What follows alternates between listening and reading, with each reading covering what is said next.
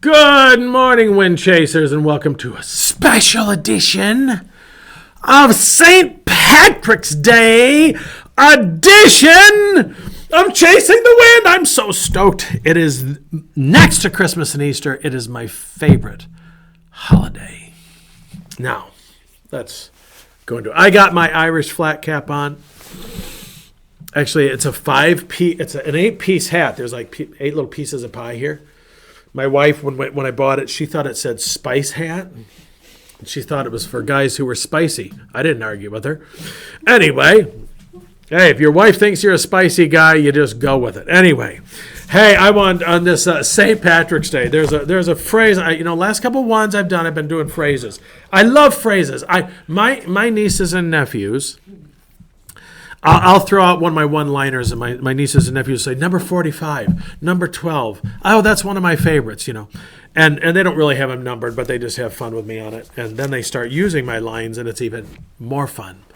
Here's a wonderful little line. My wife and I are big fans of Celtic Thunder, the group Celtic Thunder. And there is a song that they sing. It was used for Irish tourism years ago, quite a few years ago.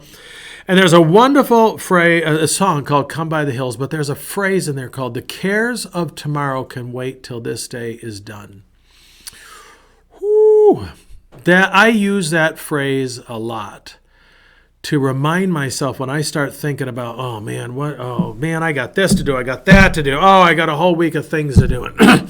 Or thinking about, oh my goodness, what if that happens? What if that happens? And we've already talked about that in this yet business or the will see business, because I have a propensity to worry about things that I don't really need to worry about. I lose a lot of energy over it, and I give away a lot of power, and we'll talk about that at some point. But for right now, I just want you on this this will come out, I think, on the Monday before St. Patrick's Day. Patrick, don't you know? This phrase, and the cares of tomorrow can wait until this day is done. It's another way of saying what Jesus said. Don't worry about tomorrow, for tomorrow has enough problems of its own. Wow. And here's what's funny. We may not be here for tomorrow's problems. You might wake up dead tomorrow, and now depending on where you wake up, that could be another problem. But what if it doesn't happen? What if it doesn't happen? Which leads me to another word that I want to give to you, and that's what if. We had bought a box. I do most of the grocery shopping, that way I get what I want. I had bought a box of blueberry muffin mix, and on the back of this box was like this little encouraging kind of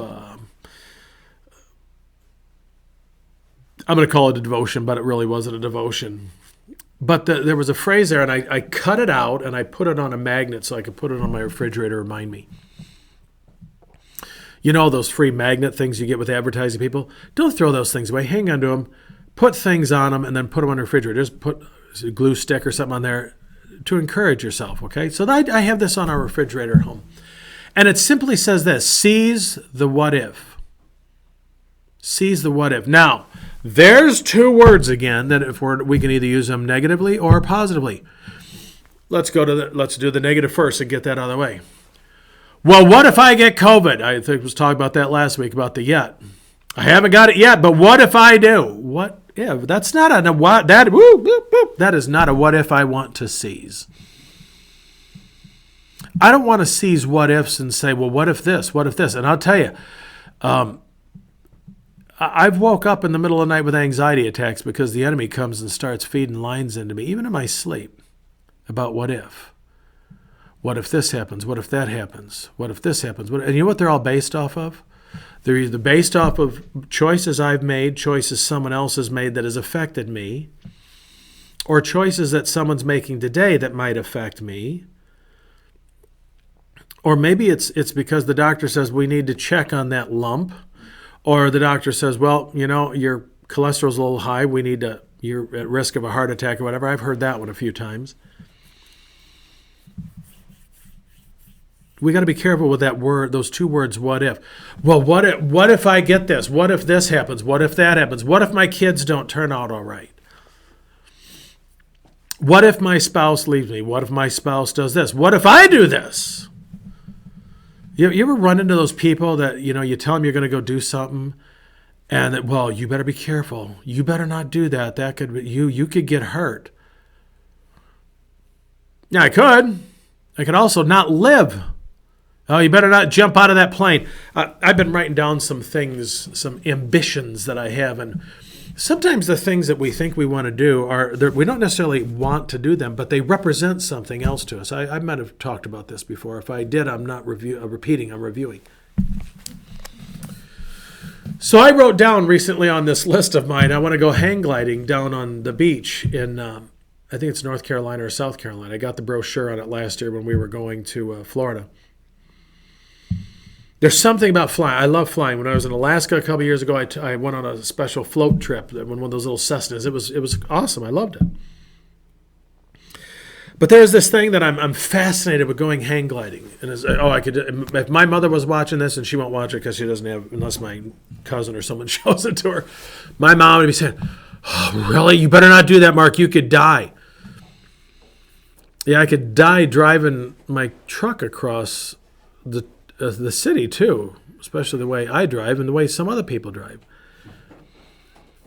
Hang gliding is one of the safest sports there is, and I don't plan on just doing it without some sort of training or doing it in tandem or with that deal where they strap you onto someone else and you do it. That's probably how they do it the first time. I don't care. I just want to do it once to say I did it. So, but what if you do it and you crash? Well, first of all, I'm in a right relationship with Jesus, so I'm not too worried about it. Hopefully it's on the sand. So if I crash on the sand, hopefully it's a little softer. If we crash in the ocean, then I'm going to be more concerned because I don't swim real good and I get really panicky when the water gets up to here. Well, see, Mark, that's why you shouldn't do it, because what if something happens? Well, what if it doesn't? And I've just robbed myself of soaring. Oh. So you get these Debbie Downers, these negative Nellies. They say, well, what if this bad thing happens? What if I do it? And I'm like, wow, that's awesome. That was one of the most incredible experiences I've ever had. So on the back of my blueberry muffin mix, seize the what if. They're not saying seize the negative what ifs. They're saying seize the possibilities. What is it you can seize today? What if I say, well, what if I go talk to that person about Jesus? Well, what if you do that and they get mad? Well, I don't even know them. So what difference does it make? What if I do and they ask Christ into their life? What if they're just waiting for someone to come? Well, they're pretty upset. They're crying. Maybe you shouldn't say anything. What if I do go over there and they just need someone to pray with them? Honestly. So what if someone opens a can of pop while you're doing your vlog, What if? Well, you just run with it. That's what you do. You just keep going. We have a lot of fun down here where we're recording. You know what, folks? Here's what I want you to do. And you know what? You can preach this right back at me too if you want to. There is a ton of things out there that I think God would love for us to try. Jesus said he came to give us life and that more abundantly. I don't think that means it's not about money and all these good things. I think it's about truly living. And how many of us live in fear? We're in the middle of, I don't know, they're in the middle of it. I hope we're at the end of it at some point, this COVID pandemic thing.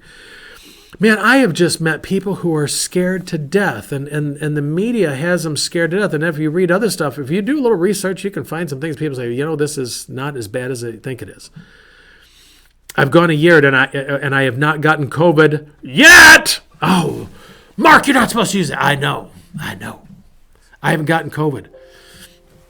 I've had people around me who have, and no one I know has died of it yet that I know of. I know some people have. I'm not dismissing it.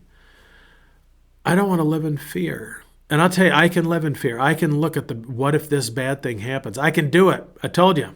My wife told me. I'm repeating myself here a little bit. I'm reviewing rather than reviewing so you don't forget it. You know, my wife told me, you need to rethink that positivity strength you have. No, I get it. I'm having a little fun of it with it right now, as you can see. So here's the thing, Wind Chasers. Seize the what ifs. Ask God to give you some opportunities. Open doors for you. Paul talked about open doors that God has opened a great door of effective work for me. I love that line from Paul's, I don't remember which letter it was. It doesn't matter. It's one of his letters. Go read them all. You'll find it in there. Trust me. It'd be good for you to read them all. Paul says, a great door of effective work is open for me. And many oppose me, he says. But he goes, I'm going to keep going. I'm going to keep going. God has opportunities for you and I. And you know what? They are possibilities. They are possibilities that say, what if God's saying, hey, here's something. What if I open this door for you? Man, what if he does? What am I going to do? Go through it. Run with it. Run in such a way as to win the prize, Paul would tell Timothy. So here's the thing, people. I'm going to seize the what ifs. Because you know what? The cares of tomorrow can wait till this day is through. Stick to today. You know, when I first started pastoring, I said, where's God going to have me in 5 years? You know what I don't know? I said, what do you have for me today, God? What do you have for me today? I don't know where God's going to have me in five years. I don't know where he's going to have me in 5 days. I don't know where he's going to have me in the next 5 hours, to be honest with you. But I have right now, and the cares of tomorrow can wait till this day is through. Seize the what ifs, people, because you don't want to miss the opportunities that God has for us today right in front of us. So I tip me hat to you, y'all. And I say to you, grace and peace in the honor of St. Patrick, who seized the opportunity, by the way, when he was kidnapped, taken to be a slave, escaped, and God said, I want you to go back. Seize the opportunity. Seize the what if. What if I go back to Ireland, God? God says, I am going to save the island of Ireland through you, even through those bad things. And Patrick says, may it be unto me as the Lord has said, don't you know? He didn't really say that, but it sounds good with me best Irish accent that I can give you today. So grace and peace to you, and keep chasing the wind, because the wind is a chasing you. Until next time, I'm Pastor Mark. Thanks for putting up with me.